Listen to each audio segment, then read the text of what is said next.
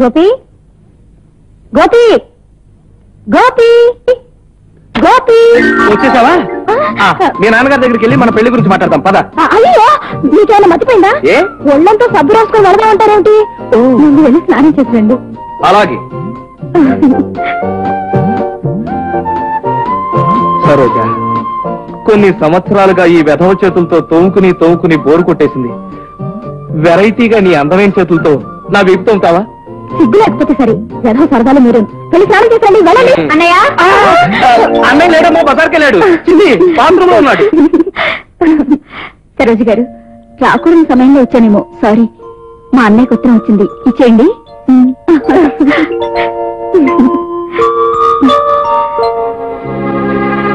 మీ పాదదాసి లక్ష్మి, గోపాలకృష్ణ గారు. ఎవరి పాదదాసి ఇవిడే? కాబోయే శ్రీవారి పాదపద్మములకు లక్ష్మి నమస్కరించి వ్రాయినది. మీరు చెప్పినట్టే ఇల్లు ఎదురు వచ్చేశాను. వీర్రాజు అనే దుర్మార్గ చేతుల్లో చిక్కుకుపోయాను. మీరు నేను తక్షణం రక్షించకపోతే ఆత్మహత్య చేసుకోక తప్పదు. ఇంతకంటే వివరాలు రాయలేను. అడ్రస్ కింద రాస్తున్నాను. ఇట్లు మీ పాదదాసి లక్ష్మి.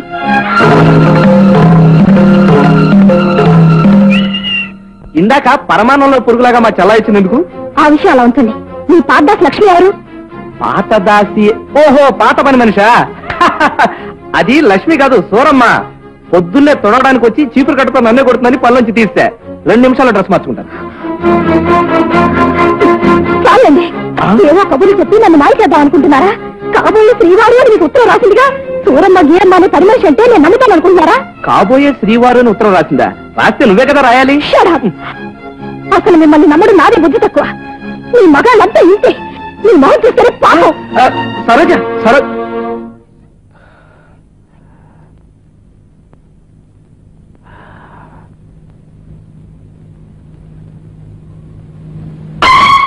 మై గాడ్, ఈ ఉత్తరాన్ని బట్టి మా చిన్నాడి క్యాండిడేట్ లక్ష్మి ప్రమాదంలో చిక్కుకుందన్నమాట.